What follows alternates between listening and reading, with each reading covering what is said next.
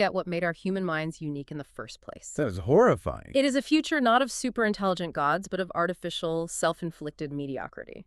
What if I told you that the computer, the actual device you are probably listening to this on right now, the entire foundation of our modern digital age, was basically invented by accident? Right, yeah. And not just like a happy little laboratory mistake either. Exactly. It was the accidental byproduct of a man trying to mathematically prove what a machine could, well, what it could never actually do. It's wild. I mean, it completely flips the narrative we have today about technology. We really like to think of computation as this relentless, intentional march of progress. Right, because when we picture artificial intelligence today, there is this immediate expectation of, like, a certain modern sleekness, Oh, absolutely. You picture Silicon Valley, you envision these massive, humming, hyper-cool data centers filled with blinking server racks.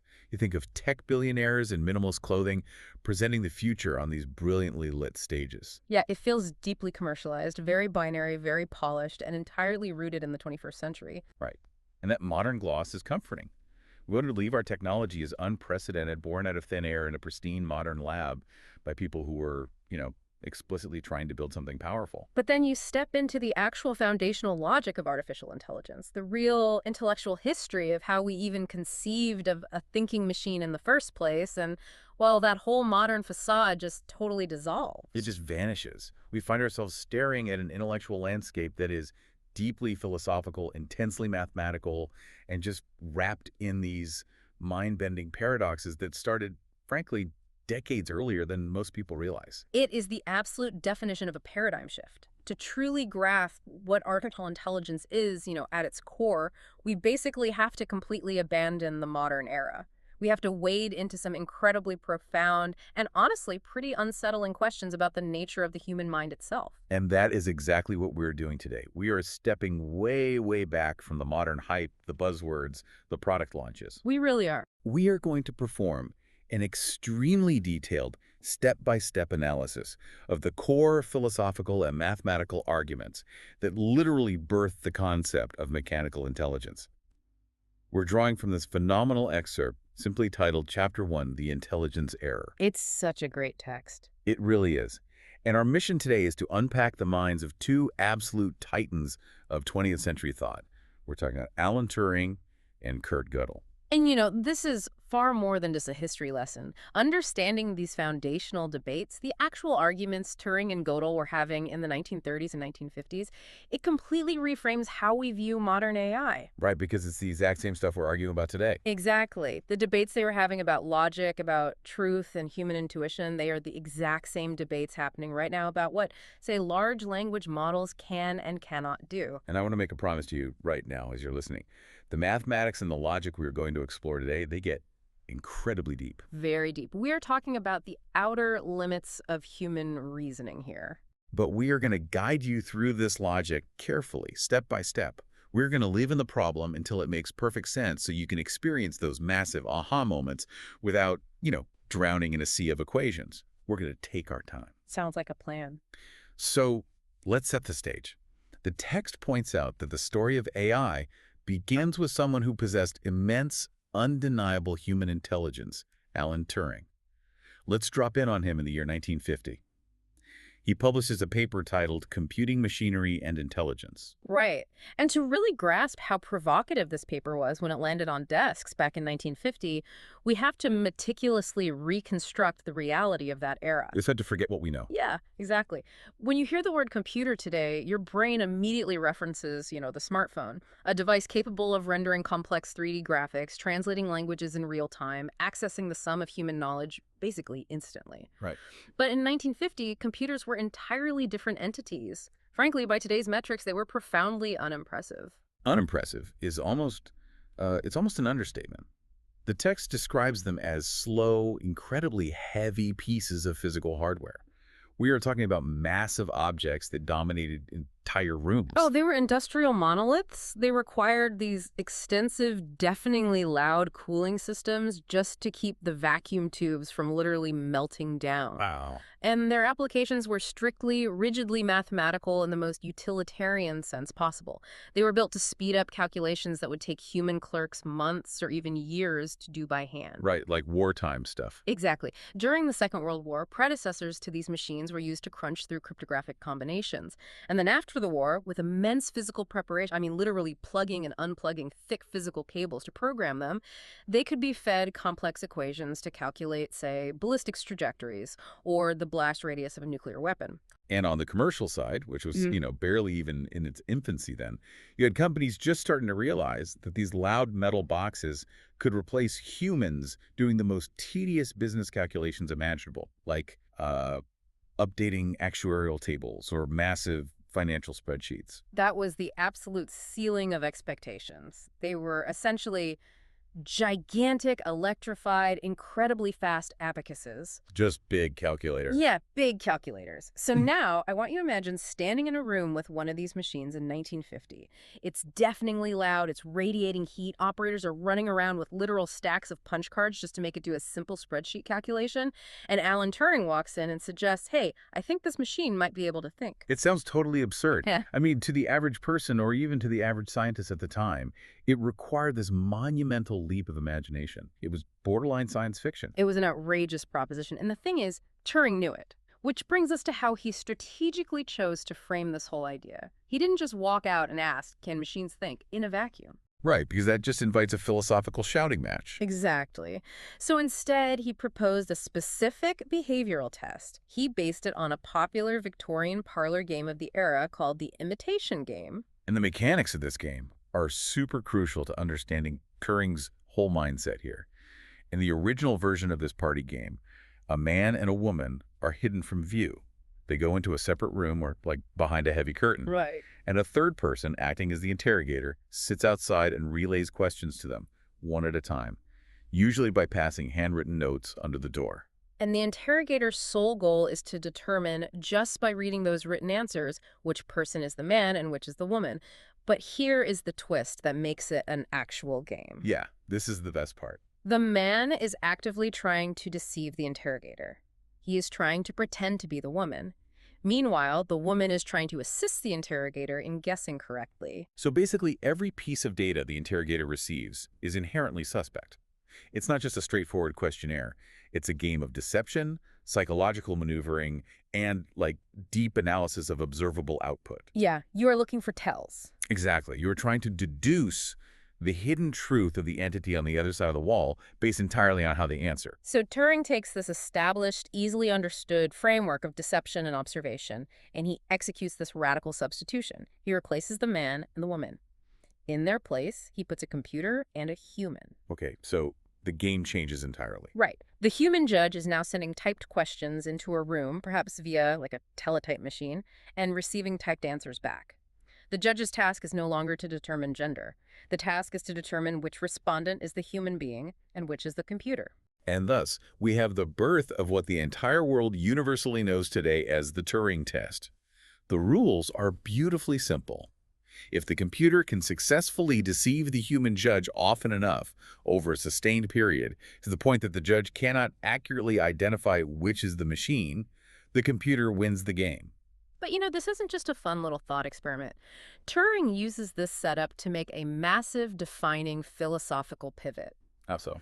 He argues that if a computer achieves this outcome, if it can seamlessly imitate human conversation to the point of total indistinguishability, then we have absolutely no empirical reason to say the machine is unintelligent. Wait, really? So he's saying it just doesn't matter what's inside? Exactly. The material it is made of, whether that is biological neurons or silicon and copper wire, it becomes completely irrelevant. Turing states that the practical question of whether a machine, quote-unquote, has intelligence must fundamentally replace the deeply fraught, totally unanswerable question of whether a machine can, quote-unquote, truly think. Hold on, I have to push back here for a second because reading this in the text, it feels like a massive sleight of hand. Isn't Turing just giving up? A lot of people thought so, yeah. It feels like he's settling for a parlor trick. He's essentially saying, well, I have no idea how to define what actual genuine thinking is, so I'm just going to measure If a machine can fake it well enough, Mm. why should we define intelligence entirely by its observable output? I mean, what about consciousness? What about inner experience? That is the exact critique that philosophers have leveled at the Turing test for over 70 years. It really does feel like a cop-out to a lot of people. But you have to view this through the lens of a mathematician who is trying to drag a brand new scientific field into existence. Okay, fair point. Turing was making a highly strategic, incredibly pragmatic move. He intentionally bypassed what the text calls the pesky philosophical questions. Right, because if you wait for philosophers to agree on what consciousness is, you will literally be waiting until the end of time. Exactly. Philosophers have debated the nature of the soul, the mind, and subjective experience for millennia without reaching a consensus. If you predicate the entire new field of computer science on first solving the hard problem of consciousness, you will never write a single line of code. You'd just be stuck arguing in a circle forever. Right. So by replacing an unanswerable metaphysical debate with a rigorous pass-or-fail test of observable conversational output, Turing achieved something vital. He established artificial intelligence as an empirical science with a well-defined, measurable aim. So it's less about discovering the soul of the machine and much more about setting a benchmark. AI wasn't going to be a branch of abstract philosophy, it was going to be an engineering discipline. Yes, precisely. As the field took shape throughout the 1950s, the pioneers largely adopted Turing's pragmatic stance. The working consensus became basically, if a computer can hold a sustained, highly nuanced conversation with a human, adapting to context, understanding jokes, navigating complex abstract queries, then we must grant that it is doing something that requires intelligence, regardless of what is happening inside the black box. So the internal mechanism matters far less than the external behavior. That was the bet they made, yeah. It's fascinating because he is basically demanding that we judge the machine the exact same way we judge each other every single day. Oh, that's a great way to put it. I mean, I have no hard proof that you possess consciousness. I can't feel your inner thoughts. I just observe your complex outputs, your words, your reactions, and I infer that you have a mind like mine. Turing is asking, why hold a machine to a higher, impossible philosophical standard than we hold our own friends to? It's a brilliant leveling of the playing field. And it's worth noting, as the text points out, the Turing test is extraordinarily difficult to pass in its strictest, most rigorous form. But Turing's framing set the trajectory for the entire industry. He bounded the problem. But here is where the text takes a really sudden, sharp turn. To truly understand why Turing was so willing to settle for this purely behavioral, output-driven test in 1950, we can't just look at 1950. Right, we have to go back. Because the pragmatic, engineering-minded Turing of 1950 is a man who has undergone a profound intellectual evolution.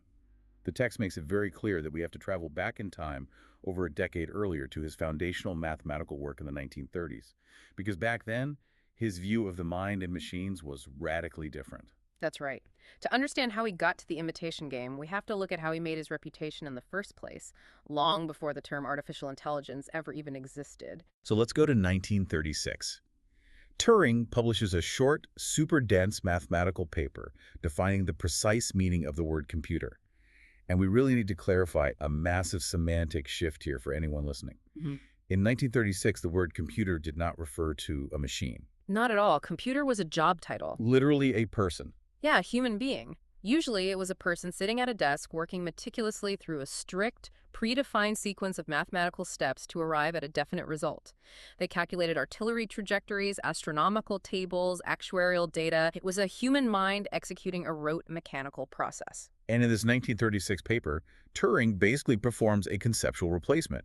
He mathematically takes the human computer out of the equation and replaces them with a theoretical, abstract machine designed to do the exact same rote work. This 1936 paper ventured into some of the most difficult abstract mathematics of the era, but what is absolutely crucial about his treatment of these theoretical machines, these quote-unquote Turing machines, is what is entirely absent from his definition. Was missing. In describing how these machines operate, Turing made absolutely no reference to human thinking, to consciousness, or to the mind.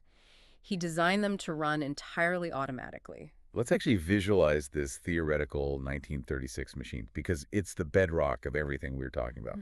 He didn't build it out of metal, right? He built it out of logic. Right, purely theoretical. He imagined an infinitely long strip of paper tape divided into little squares. And there is a machine head that reads the tape. It can look at one square at a time. It can read a symbol, erase it, write a new symbol, move one square to the left or move one square to the right.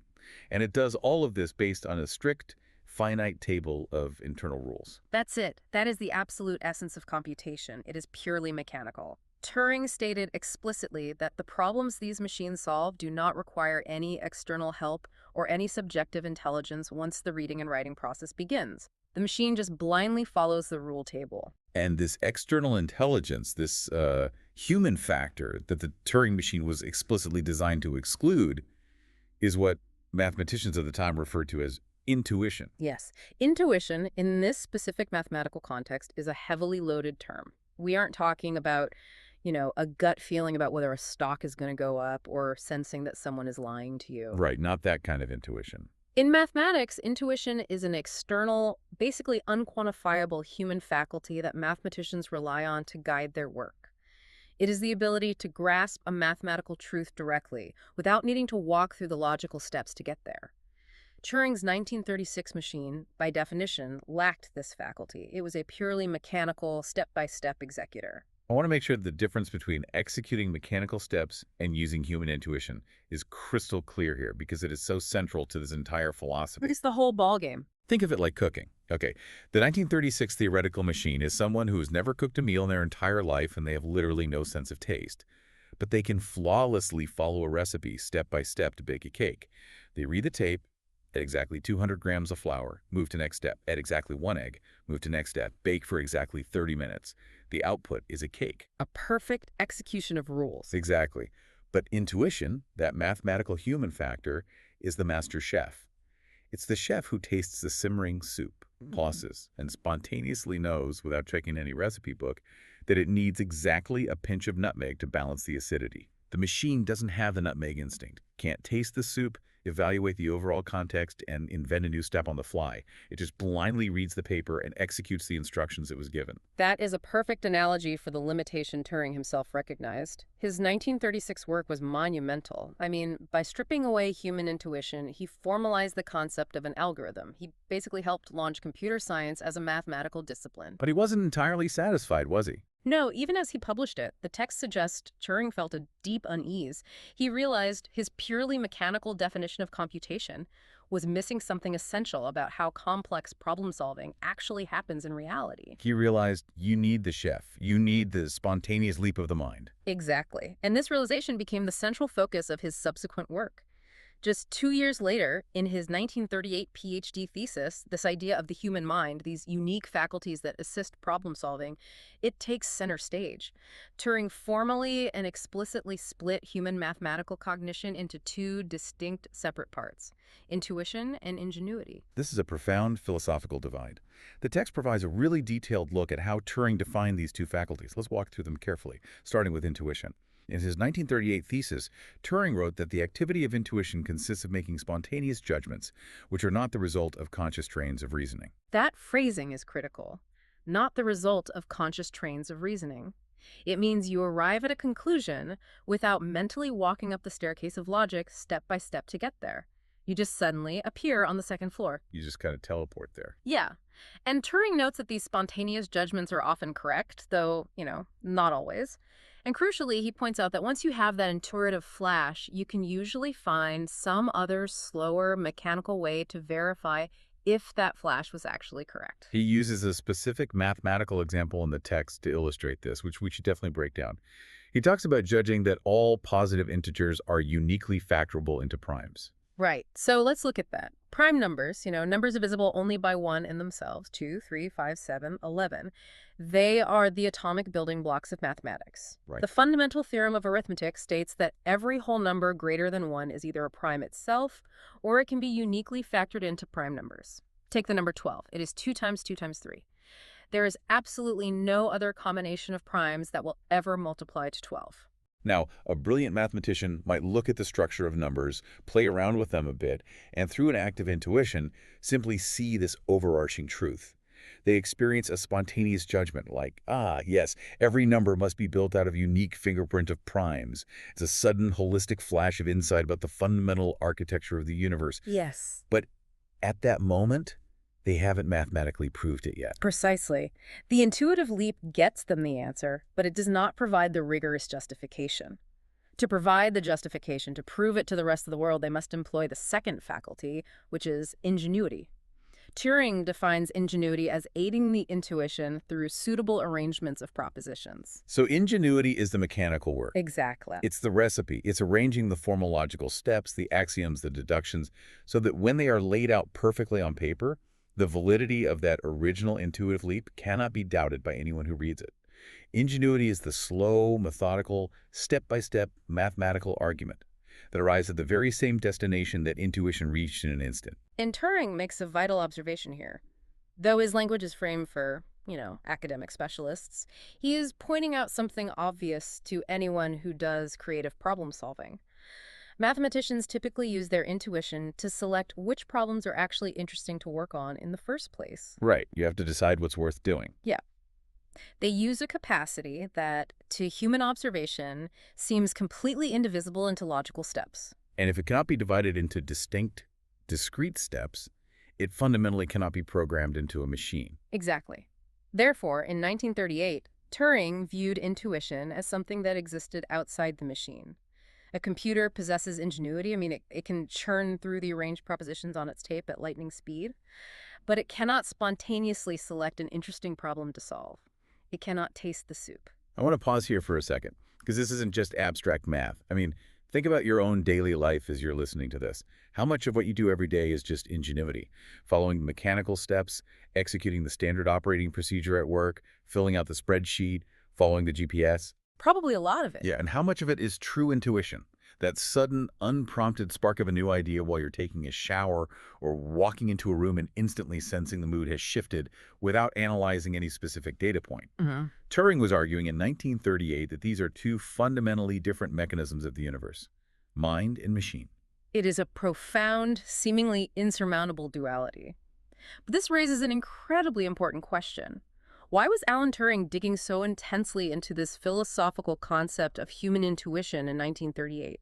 Why was a mathematician so hyper-focused on the limits of mechanical ingenuity? Right, because it wasn't just idle philosophical musing. No, not at all. He was forced into it. He was trying to navigate around a catastrophic mathematical roadblock.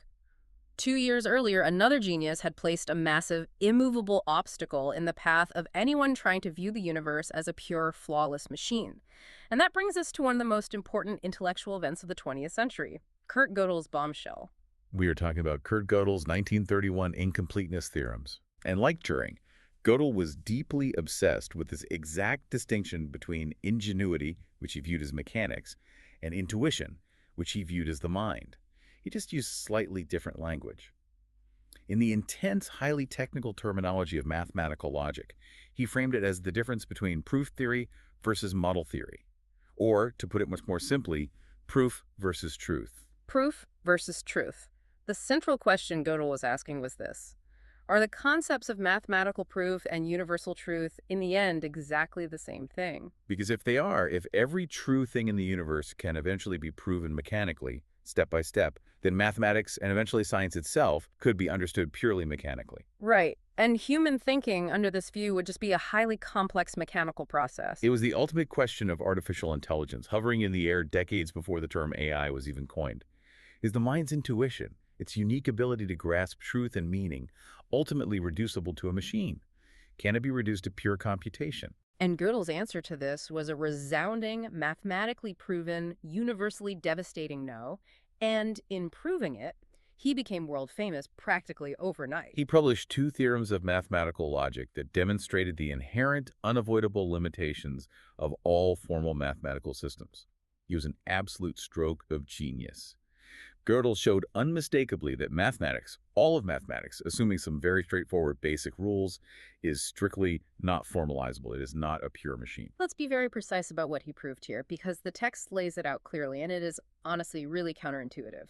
Gödel proved that there must exist some statements in any formal mathematical or computational system that are true with a capital T, yet they are utterly, provably unprovable within the system itself using any of its own rules. A true statement that can be clearly recognized by a human mind, but is mathematically impossible to prove for the system it is formulated inside of. This is the core of the bombshell. Truth and probability are not the same circle on a Venn diagram. The truth circle is bigger. So how did Gödel actually reach this mind-bending conclusion? The mathematical details are famously complicated, but the structural logic is brilliant, and we really need to walk through this mechanism step by step. Yeah, let's take this slow because this is the foundational logic of the intelligence era. Yeah. How do you use math to prove math has limits? Gödel's core insight was about systems of meaning. He realized that if you have a mathematical system that is complicated enough to do basic arithmetic, just simple addition, multiplication, and prime numbers, you can treat that system almost like a natural language, like English. Okay, so just as English has letters, vocabulary, and grammar rules that allow you to construct valid sentences, a formal mathematical system has symbols, axioms, and rules of inference that allow you to construct valid equations. Exactly. And what is the most powerful feature of a natural language like English? It can be used to talk about itself. I can write an English sentence that says, this sentence has exactly 7 words. The sentence is describing its own structural properties. Gödel realized that all sufficiently complex mathematical systems have this exact same property if you know how to code it. But how does an equation talk about itself? I mean, an equation just says 2 plus 2 equals 4. It doesn't have words. This is where Gödel invented a mechanism now known as Gödel numbering. He realized he could assign a unique number to every single mathematical symbol. Imagine assigning the prime number 2 to the symbol for 0, the prime number 3 to the symbol for equals, the prime number 5 to the symbol for plus. Okay, I follow. You are mapping symbols to primes. Right. So an entire equation, a whole string of symbols, can be converted into a massive sequence of prime numbers multiplied together. Because of the unique factorization of primes we talked about earlier, that massive number acts as a perfect, unique fingerprint for that specific equation. You can take that giant number, factor it back down into its primes, and perfectly translate it back into the original mathematical symbols. That is incredibly clever. He basically invented digital coding before computers even existed. He turned logical statements into numerical data. Exactly. And because every logical statement is now represented by a number, and mathematics is the study of numbers, the mathematical system can now mathematically process statements about its own mathematics. Oh, wow. Yeah, the system suddenly gains a crude mechanical form of self-awareness. It can construct an equation that essentially says, the equation represented by this specific giant number cannot be proven. Now, let's look at how truth normally operates in these formal systems. Usually, we establish truth by using the tools of proof. We apply the strict rules step by step, and if we arrive at a statement without breaking any rules, we have proven it. Therefore, we know it is definitely true. Right. In the simple case of arithmetic, we write an equation like 2 plus 2 equals 4. That is a true statement, and it is easily provable using the basic axioms of arithmetic. Provable perfectly equals true. And before Gödel, the consensus among mathematicians was that all of mathematics operated this exact way.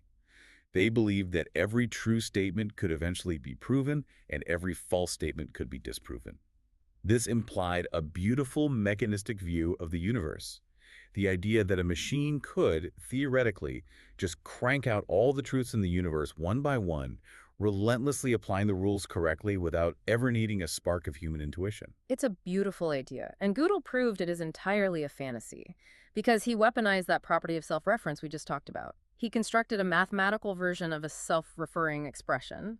This is the famous Gödel statement, and he did it entirely within the strict mechanical rules of the mathematical system. And translated into English, the Gödel statement essentially says, this statement is not provable in this system. Right. And this is where the machine just breaks. Let's analyze the statement logically.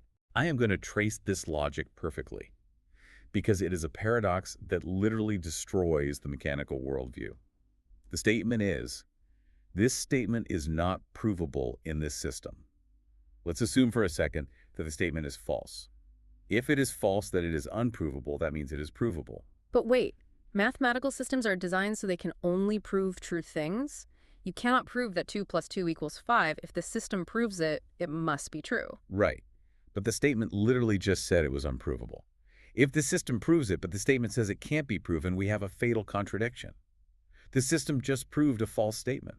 Correct. The system cannot prove it because doing so would create a contradiction, destroying the logical consistency of the entire mathematical framework and basically self-destruct. Okay, so the system is physically incapable of proving it. It cannot be proven.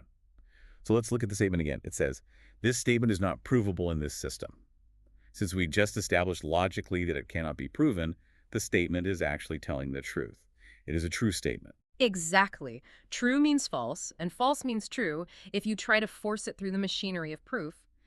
It is a logical paradox for the machine. The purely formal system, the mechanical rules, the ingenuity cannot process it. It hits a wall. But going back to Turing's concept of intuition, what happens when a human looks at the Gödel statement? We just did it. We just reasoned our way through it. We, using our human minds, can step outside the rigid rules of the mathematical system, look down at the statement from above, and clearly see that it is, in fact, true. It is a true statement about the limitations of the system. Yes. Because of Gödel's result, we humans know it is true, but we also know with absolute mathematical certainty that the system's rules cannot prove it. The system is, in effect, blind to a truth that exists right in front of it because that truth cannot be reached by its mechanical rules. Truth and provability pull apart violently. And because they pull apart, the text suggests mind and machine pull apart as well. The purely formal system has inherent limits. It cannot prove in its own language something that is true. We humans can see something that the computer fundamentally cannot. It is a devastating blow. Gödel proved that if a system is consistent, meaning it doesn't contain fatal contradictions, it must be incomplete, meaning there are truths it cannot prove. The rules are never enough to capture all of a truth. I really want to emphasize the sheer scale of what this meant historically. This wasn't just a quirky math puzzle published in an obscure academic journal. It was an intellectual earthquake. It completely destroyed the dominant, hopeful worldview of the entire scientific and philosophical community at the time. Oh, totally. Gödel didn't drop this bombshell in a vacuum. He dropped it on a mathematical community that was aggressively pushing in the exact opposite direction. To understand the devastation, we have to look at the zeitgeist of the early 20th century. The intellectual world was gripped by a movement called formalism. And formalism wasn't just about math. It was a broader cultural turn by intellectuals globally towards strict scientific materialism. It was a conscious, aggressive pivot away from the mysteries of the past. The text notes this was deeply tied to logical positivism. For those unfamiliar, logical positivism was a philosophical movement in the 1920s dedicated to eradicating traditional metaphysics. Scientists and philosophers were, frankly, exhausted by vague, unprovable debates about souls, spirits, and unobservable entities. They wanted a hard science of reality. They wanted to destroy Platonism, the ancient Greek idea that there are abstract forms or truths that exist floating out in the ether, independently of our physical reality. Right. And they were actively rejecting traditional religious notions, Right. like the existence of God. If you can't measure it, if you can't prove it with logic, it doesn't exist. They wanted a universe that made logical sense, from top to bottom. They wanted to view the entire world and everything in it, including human intelligence, as a precision machine, just gears turning according to strict, discoverable rules. And no one championed this formalist cause more vigorously or with more authority than the legendary German mathematician David Hilbert. David Hilbert was the undisputed giant of mathematics at the time. At the very outset of the 20th century, at the Second International Congress of Mathematicians in Paris in 1900, he stood before the intellectual world and issued a monumental challenge. He challenged the mathematical community to prove, once and for all, that all of mathematics rested on a completely secure, unshakable foundation. His worry is entirely understandable. I mean, if the purely formal rules of mathematics can't prove any and all truths, then it is theoretically possible that mathematics is hiding deep structural contradictions. And in logic, a contradiction is fatal. If you have a contradiction buried in your foundation, from that contradiction, you can technically prove anything, true or false. Mathematics would become entirely useless. Hilbert was expressing the ultimate dream of all formalists, to finally prove that mathematics is a closed, perfect system governed only by rules. Think of it like trying to write a flawless constitution for the universe, a legal document so perfectly constructed that any dispute, any mathematical equation can be resolved purely by consulting the rules, without ever needing a judge to interpret it. Without ever needing human intuition. Exactly. In this dream, truth is literally just proof. You acquire ultimate knowledge by simply tracing the mechanical code. It's the dream of a universe without mystery. The text points out that this larger dream was thinly disguised as math, but it was really a worldview, a picture of the universe as a flawless mechanism. And it's here that the idea of artificial intelligence really begins taking shape, not as a technology, but as a philosophical position. How so? Well, formalism treated human intelligence as a rule-based process. If the universe is a machine and math is a machine, then logically, the mind is a machine. And Hilbert's grand challenge in Paris had three main parts. He wanted mathematicians to prove three specific properties about the foundations of mathematics. First, that mathematics was complete, meaning every true statement could be proven. Second, that mathematics was consistent, meaning it contained no contradictions. And third, that mathematics was decidable. And we just covered what Gödel did to the first two parts of that challenge in 1931. Gödel's incompleteness theorems were a lethal strike. He proved mathematics could not be both complete and consistent. He killed the first two parts of Hilbert's dream dead. But the third question remained hanging in the air. The question of decidability was left unanswered by Gödel. So, what exactly does decidability mean in this context? Let's define it clearly. A system is decidable if there exists a definite procedure, like a mechanical algorithm, a sequence of deterministic, obvious steps that can evaluate any statement constructed using the rules of the system and establish, with absolute certainty, whether that statement is true or false. Okay, so if I feed the system 2 plus 2 equals 4, the definite procedure grinds its gears and spits out true. If I feed it 2 plus 2 equals 5, it grinds its gears and spits out false. And Hilbert wanted a procedure that could do this for any mathematical statement, no matter how complex, that you could validly make. Exactly. Proving that mathematics was decidable would mean that mathematicians were playing a universally valid game. A game with rules and symbols that could never lead to absurdity, because you could always just run the decision procedure to check your work. It would mean there is a mechanical path to truth. And this brings us back to Alan Turing, because Turing was absolutely fascinated by Gödel's result. Gödel had demonstrated the terrifying limitations of formal systems, not their power. So Turing takes up this final, lingering part of Hilbert's challenge. He sets out to answer the question of decidability, and in doing so, he accidentally invents the modern world. Turing began thinking deeply about whether a universal decision procedure for formal systems could actually exist. And by 1936, in his monumental paper, Computable Numbers, he delivered his answer. He proved mathematically that it must not exist. Decidability is impossible. To prove this, he had to take Gödel's concept of self-reference and apply it to the concept of computer programs, or definite procedures. But the text highlights that he also imported a crucial mathematical concept from a 19th century mathematician named Georg Cantor. And we really need to explain Cantor's concept here because it's mind-bending and it's the engine of Turing's proof. Cantor is famous for his work on the mathematics of infinity. Before Cantor, most people intuitively thought of infinity as just one giant, endless concept. But Cantor proved mathematically that there are actually different sizes of infinity. Some infinities are vastly larger than other infinities. Wait, stop. Infinity is infinity. It means never-ending. How can one never-ending thing be bigger than another endless thing? That just doesn't make logical sense. I know, it sounds deeply counterintuitive, bordering on absurd. But Cantor proved it using a concept called one-to-one correspondence. Imagine an auditorium with an infinite number of seats. If you want to know if there are more people than seats, you don't actually count them. You just ask everyone to sit down. If every seat is filled and no one is standing, the infinities are the same size. Okay, yeah, I follow that. So Cantor compared the integers, whole numbers like 1, 2, 3, 4, going on forever, with the real numbers. Real numbers include all the integers, but also all the numbers with infinite decimal expansions like pi or the square root of 2, or just any completely random sequence of decimals that goes on forever. So both the list of whole numbers and the list of real numbers are infinite. Right, but Cantor proved that the real numbers are infinitely more numerous than the integers. He used something called the diagonalization argument. He said, let's assume you can list every single real number in an infinite spreadsheet, pairing each one with an integer. Row 1 is a real number, row 2 is a real number, on forever. Okay, I've got an infinitely long spreadsheet, and I claim every decimal number in existence is on it somewhere. Now Cantor builds a brand new number that is mathematically guaranteed to not be on your spreadsheet. He goes to the first decimal place of the first number on your list, and he changes it. If it's a 4, he makes it a 5.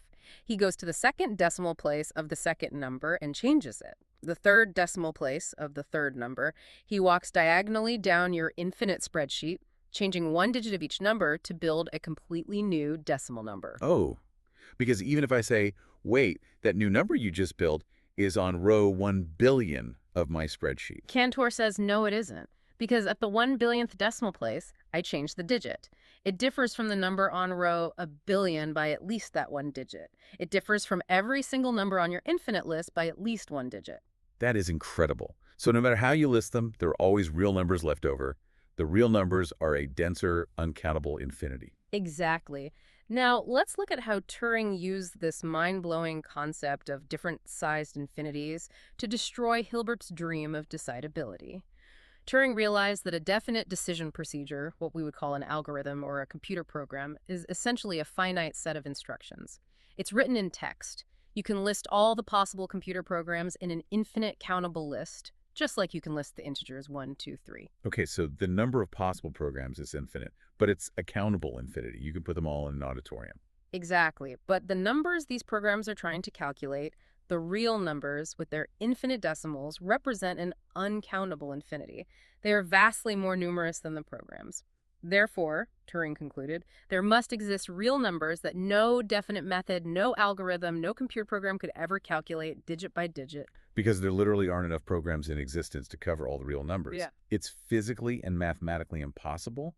There are mathematical truths out there that are simply beyond the reach of any mechanical procedure. Precisely. He stood on the shoulders of giants like Cantor and Gödel, and in the end, his work in computable numbers proved another massive negative. It was a limiting result. No universal decision procedure was possible. Rules, even in the pristine world of mathematics, are simply not enough. David Hilbert was completely, entirely wrong. But here is the massive historical irony presented in the text. What is important to the field of AI here is how Turing disproved decidability. To prove mathematically that no definite procedure could calculate everything, Turing first had to rigorously define what a definite procedure actually was. He had to invent that theoretical machine we talked about earlier, the infinite tape, the read-write head, the strict rule table. He had to invent a deterministic, abstract machine requiring absolutely no insight, no human intuition, just to show what it could not do. He had to build the perfect conceptual machine in order to demonstrate the machine's ultimate failure. And today, we refer to his abstract formulation as the universal Turing machine. And as the author of the text notes so vividly, I'm typing on one right now, Turing machines are computers. The smartphone in your pocket, the laptop on your desk, the massive servers in Silicon Valley running modern AI, they all exist as a side thought. They are the accidental byproduct of a man trying to prove what mathematics cannot do. While working to settle a high-level philosophical math dispute about decidability, Turing inadvertently drafted the architectural blueprint for the digital computer. It is arguably one of the greatest ironies in all of intellectual history. The tool that defines our modern era was invented merely as a negative proof in a debate about the philosophy of mathematics. But within the dense complexities of Turing's 1938 thesis discussing all these formal systems, there was a lingering odd suggestion, a suggestion incredibly relevant to the possibility of AI. Turing had proven that formal systems are limited by Gödel's incompleteness. He had proven decidability is impossible, but he was still grappling with human intuition. He wondered, perhaps the faculty of intuition cannot be reduced to an algorithm, to the rules of a system. Turing desperately wanted to find a way out of Gödel's limiting result. In his 1938 thesis, he hoped he could just extend formal systems. He thought, well, what if we just add more rules? And when those new rules hit a Gödel blind spot, add a new set of rules to cover it.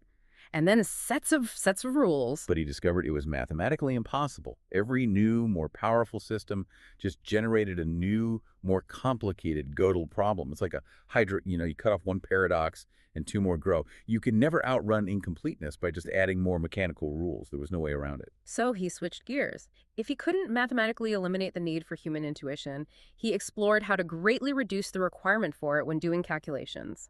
His thesis explored the immense powers of ingenuity. He created ever more complicated systems of rules. And this exploration of ingenuity was really fruitful. He realized that ingenuity could become universal. He theorized machines that could take as input the descriptions of other machines and thus run any machine that could possibly be built. This insight, the universal Turing machine, is the core concept of software running on hardware. But in his formal mathematical work on computing, Turing had inadvertently let a philosophical cat out of the bag. By explicitly defining intuition as something distinct from and existing entirely outside of the mechanical operations of a purely formal system like a computer, Turing was effectively suggesting that there is a fundamental, insurmountable difference between a computer program that does math and the human mathematician who designs the program. Right. In 1938, Turing believed intuition was not inside the computer. It was some mysterious power of selection hovering above the machine, deciding which systems to build and what problems were actually worth solving. This suggested that minds and machines were fundamentally different substances, philosophically speaking. And if that is true, then AI, in the sense of a machine truly replicating human thinking and intuition, was well nigh impossible. Which brings us to the climax of this entire intellectual journey, because this is where the timeline snaps back into focus and we return to where we started our discussion. We have this deep mathematically proven divide in 1938, where minds have intuition and machines only have ingenuity. They are fundamentally different. But then we jump forward 12 years to 1950. Turing publishes Computing Machinery and Intelligence. He proposes the Turing test. And suddenly he is arguing that machines can be intelligent. He's suggesting that computers might actually become intuition machines themselves. It is a complete radical about-face. Between 1938 and 1950, Turing entirely changed his mind about the relationship between ingenuity and intuition and the ultimate capabilities of artificial intelligence. This raises what might be the most important question of the text. How did Turing reconcile his brand new belief in AI with Gödel's airtight mathematical proof? Gödel proved definitively that mechanical systems have blind spots that human intuition can see right through. How do you look at that proof and say, yeah, machines can think like us? It's a brilliant philosophical pivot. By 1950, all discussion of intuition as a mystical, separate human faculty simply disappears from Turing's writings about Gödel's implications. Instead, Turing unpacks a new, terrifyingly plausible logic. He essentially decides that Gödel's result doesn't actually apply to the question of AI, because it assumes a false premise. The premise that humans are somehow magically exempt from being machines? Exactly. Turing asks, what if we humans are just highly advanced computers? What if our brains are just incredibly dense, complex, formal systems running on biological hardware? If that is true, then Gödel's result applies to us as well. It means that there are simply true statements out there in the universe that we humans are mathematically incapable of understanding or seeing to be true, just as there are blind spots for less complicated computers. So those true statements that we can't see, they might be fantastically complicated, interesting truths about the cosmos, or, as the text suggests, they might be incredibly banal but just overwhelmingly complex beyond our biological processing power. Gödel's result left the door wide open for the possibility that human minds were just very complicated machines burdened with very complicated invisible limitations. Turing realized that incompleteness couldn't prove the difference between mind and machine, because you could reframe the relationship as what we might call an arms race of complexity. Let's break down this arms race concept, because this is the bridge to modern AI. On one side, you have human intuition, this supposedly magical spark that can see a truth that a basic machine cannot. But on the other side, you have a machine. And if that machine hits a Gödel blind spot, what can you do? You can build a more powerful machine. A machine with more axioms, more bits of code, vastly more computational ingenuity.